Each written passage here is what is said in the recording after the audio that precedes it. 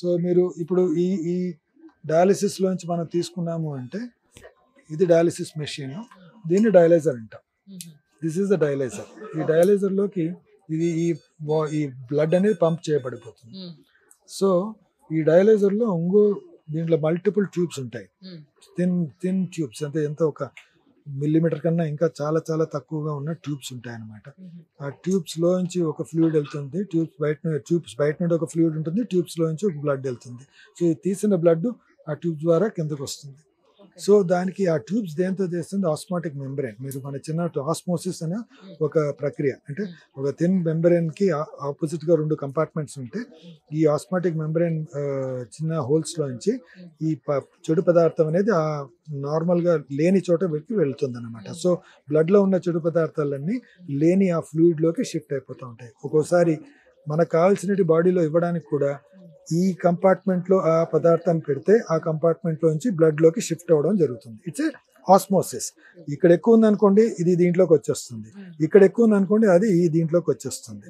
So ఆ pores ఎలా ఉంటాయంటే చాలా చిన్న పోర్స్, దాంట్లోంచి రక్త కణాలు అన్నీ రాకుండా ఓన్లీ ఆ మెటీరియల్, అంటే ఆ కెమికల్స్ మాత్రమే, ఆ క్రియాటినిన్ అనేది, బ్లడ్ యూరియా అనేది మాత్రమే, పొటాషియం అనే ఎలక్ట్రోలైట్స్ మాత్రమే దీంట్లోకి షిఫ్ట్ అవ్వడం అనేది జరుగుతుంది.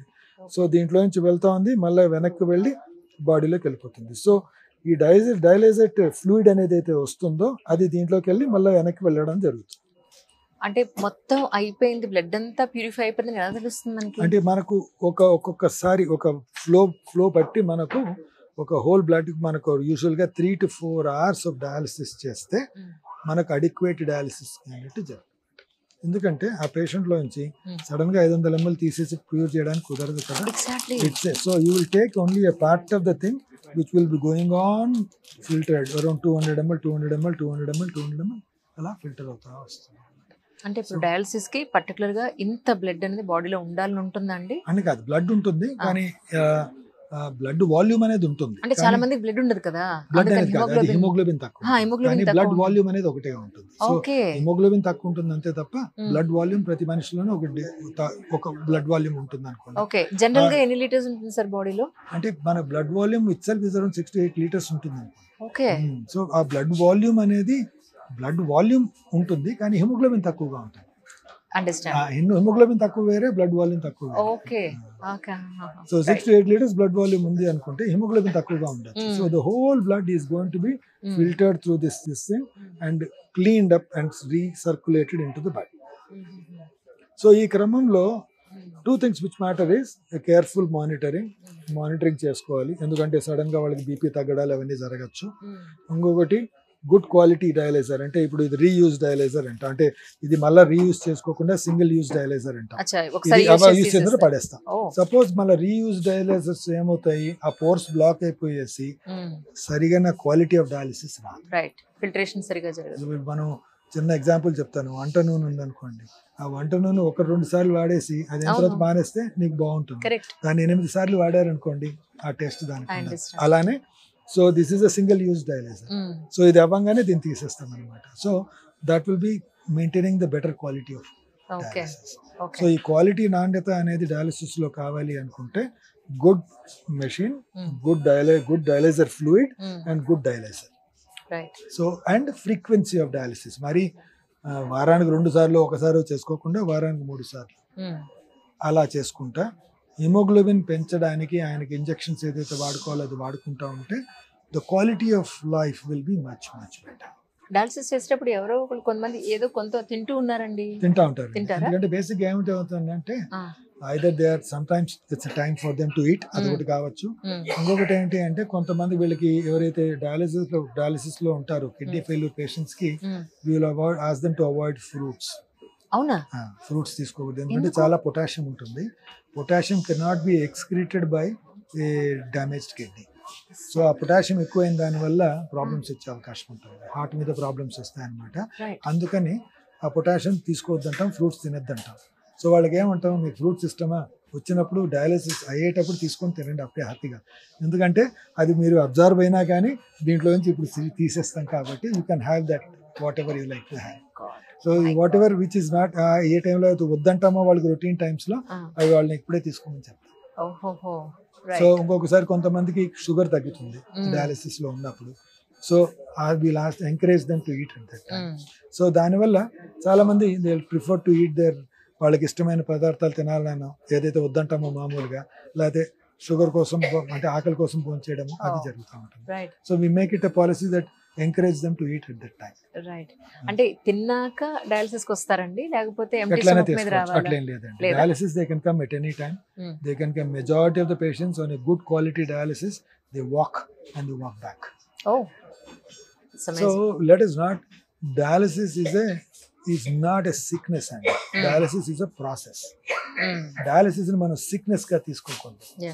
అది మన ఎయిమ్ ఎలా ఉండాలి అంటే you should be as a normal human being. So the quality of dialysis ఎంత బాగుండాలి అంటే తను నార్మల్ హ్యూమన్ లాగా ఫీల్ అవ్వాలి. And you should be able to do it in as a normal human being. అప్పుడే దానికి వర్త్ అనేది ఉంటుంది అన్నమాట. అది లేకపోతే అది మనం డయాలిసిస్ చేసినట్టు కాదు. సో క్వాలిటీ ఆఫ్ డయాలిసిస్ అనేది చాలా చాలా ఇంపార్టెంట్. కానీ డయాలిసిస్ లో ఉన్న పేషెంట్స్ కి డూస్ అండ్ డోంట్స్ అనే ఇంపార్టెంట్ పాయింట్స్ అంటే అంటే బేసిక్ గా డయాలిసిస్ ఉన్న వాళ్ళకి అట్లా ఏమి ఉండదండి. బేసిక్ గా అంటే ఓన్లీ ఫుడ్ రిస్ట్రిక్షన్స్ మాత్రమే.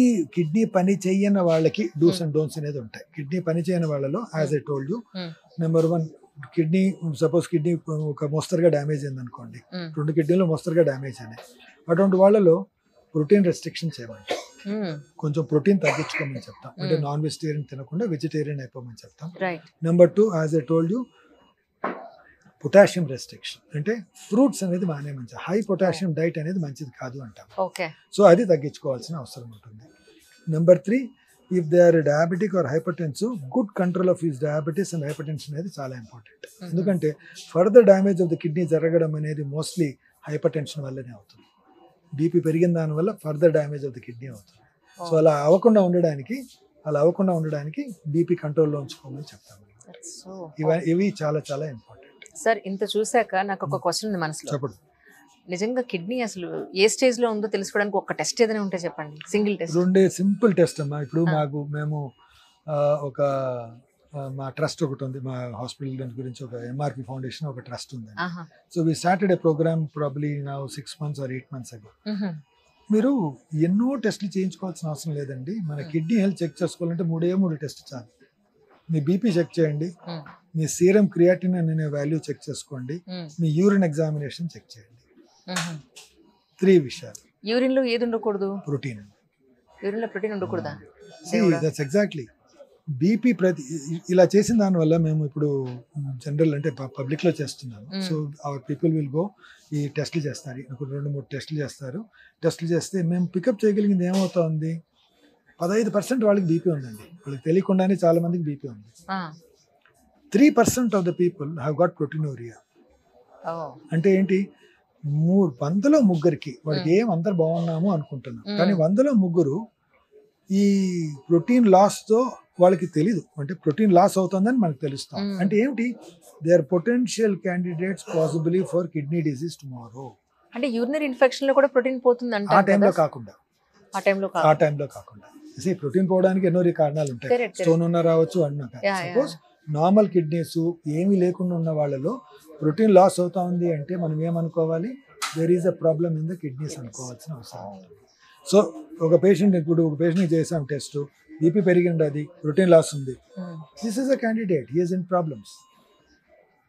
ఎంత బీపీ పెరిగితే మీరు కంటిన్యూ చేయండి. మీరు ఇంకోటి ఉంది, బీపీ బాగానే ఉంది, క్రియాటిన్ ప్రోటీన్ కొంచెం ఉంది, క్రియాటిన్ పెరిగింది అంటే ఏమైనా అర్థం, ప్రాబ్లం కూడా ఉన్నట్టే కదా. సో ఈ 3 టెస్ట్లు చాలండి కిడ్నీ ఎలా ఉంది అని తెలుసుకునేది. కిడ్నీ పని చేయడం శక్తి ఎలా ఉంది అని తెలుసుకునేదానికి ఈ 3 టెస్ట్లు చాలు. సో ఈ ప్రోగ్రామ్ నడుస్తూ ఇంకా మేము వీఆర్ కంటిన్యూయింగ్ ఇట్ మా ఫౌండేషన్ తరఫు నుంచి. సో మాకు ఇక్కడ అంటే పేషెంట్స్ కోసం కాదు, బేసిక్ గా అవేర్నెస్ పెంచడానికి, just become aware of what is happening and ఈ విధంగా కిడ్నీ హెల్త్ ఎలా తెలుసుకోవచ్చు అని అవేర్నెస్ క్రియేట్ చేయడానికి ఇచ్చేస్తున్నాం. సపోజ్ టెస్ట్ లో మీరు ఇనిషియల్ స్టేజ్ లో ఉన్నప్పుడే గుర్తించారు, సో కిడ్నీని కాపాడుకోవడానికి అవకాశం ఉంటుందా? తప్పకుండా. బీపీ కంట్రోల్లో ఉంచుకోవడం, ఆ ప్రోటీన్ లాస్ ని తగ్గించడానికి మందులు తీసుకోవడం, జాగ్రత్తగా దాన్ని ఫాలో అప్ చేయడం, వాటి వల్ల మనకు ఫర్దర్ కిడ్నీ లాస్ అనేది ఫాస్ట్ గా జరగకుండా స్లో డౌన్ చేయడానికి ఆ ప్రక్రియతో.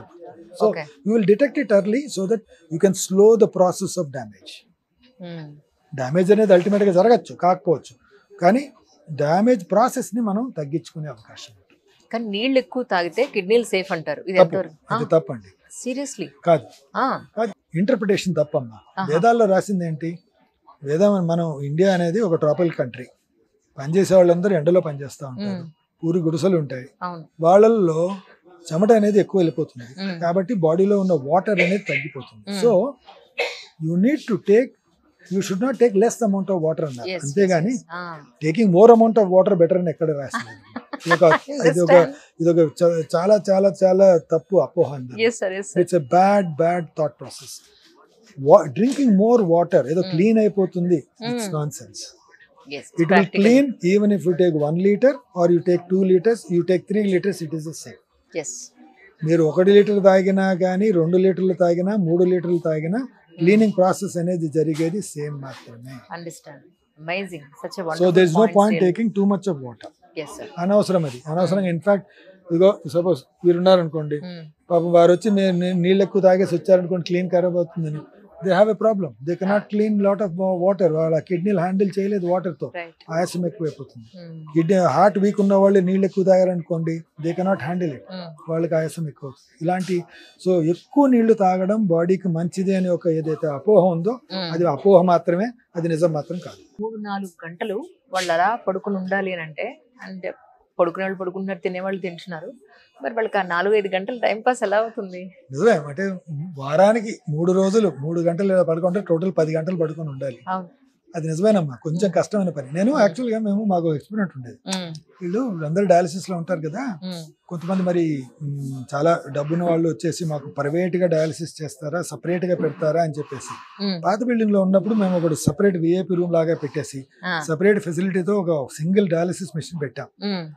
అందరూ వచ్చారు, 2-3 రోజులు అక్కడ చేయించుకొని, వద్దండి మేము అందరితో కలిపే చేయించుకుంటాం. ఒంటరిగా ఉండలేదు,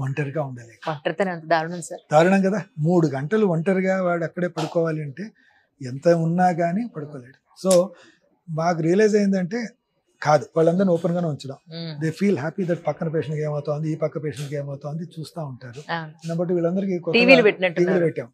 సో దానివల్ల దేర్ హోల్ డే కావాల్సిన ఛానల్ వాళ్ళు చూసుకుంటా ఉంటారు, దో with their head phones. Otherwise they'll see some channel. Correct. And that will time pass there for them. ఎందుకంటే నిజమే 3.5 గంట ఒక అంతా కలుపుకొని 4 గంటలు ఒక రోజులో 3 times in a week, it's a difficult task. మీరు ఇక్కడ స్టార్ట్ చేసిన తర్వాత యంగెస్ట్ పేషెంట్ వచ్చిన వాళ్ళు ఉన్నారా సార్? చిన్న పేషెంట్ 9 years 8 years కూడా ట్రాన్స్ప్లాంట్ చేస్తాం కదా, వాళ్ళకు కూడా డయాలిసిస్ అవుతుంది. ఓకే. వాళ్ళకంటే కంజెనిటల్ కండిషన్స్ ఉంటాయి కొంతమందికి. Okay okay.